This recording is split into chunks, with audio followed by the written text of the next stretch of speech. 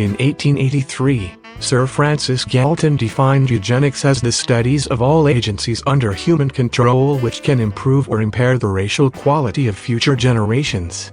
Galton's theory intended to encourage the procreation of those with admirable traits, while simultaneously limiting the breeding of those deemed with lesser admirable traits.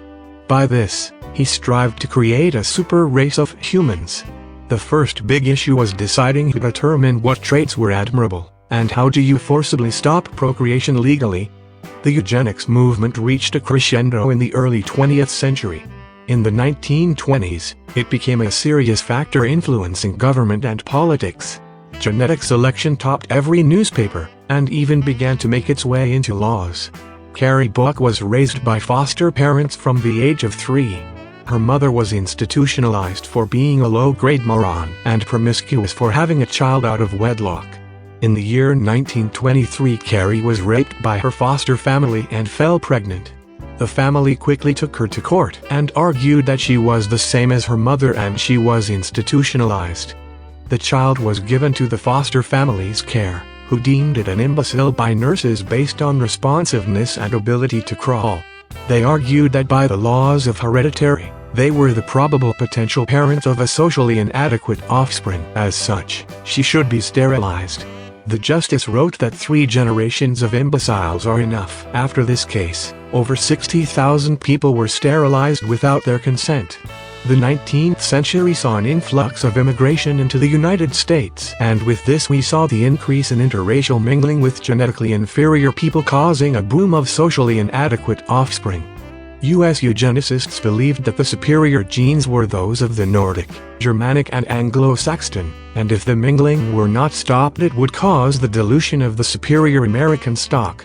Thus, other way to prevent racial suicide evolved into immigration laws, euthanasia, birth control and the introduction of Planned Parenthood, anti-miscegenation, and segregation. All of which lead us to Texas. Texas' choice for genetic purification was anti-miscegenation and enforced segregation. With the ideals that those kept apart could not copulate, it would prevent the creation of the socially inept. This affected all walks of life. While lower-class, ethnic families were encouraged and coerced to use sterilization through birth control and hysterectomies, propaganda encouraged white supremacy in every facet of the word. White women were to procreate for a better tomorrow, and even went as far as hosting Better Baby, Fitter Family competitions to praise the ideal Nordic child at the state fair. Dallas schools taught eugenics and white supremacy in core curriculum. Prior to then, the Ku Klux Klan's main focus was to reconstruct America and regain control of newly freed slaves, until Hiram Rose Evans rose through the ranks. As the new Imperial Wizard of Dallas KKK, his sole focus was redesigning the KKK and becoming a political party.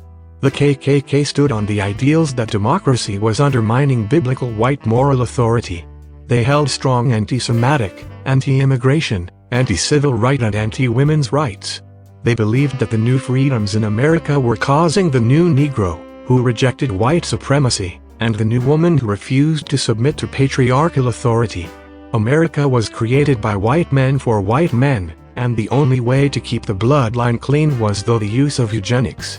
Eugenics in America was envied by Adolf Hitler and helped influence the Nuremberg laws that denied citizenship to Jews, deemed them of inferior genetic design, and banned interracial marriage. The Nazi Party praised American KKK ideals, stating that the US was the one country making progress towards the kind of order he wanted in Germany. America was praised by Hitler for gunning down the millions of Redskins. Both Nazis and Americans believed that the Aryan or Nordic race was superior to all others, and the only way to guarantee their survival and dominance was by selective genetic breeding to create a super race of their own, while diminishing those they deemed inferior.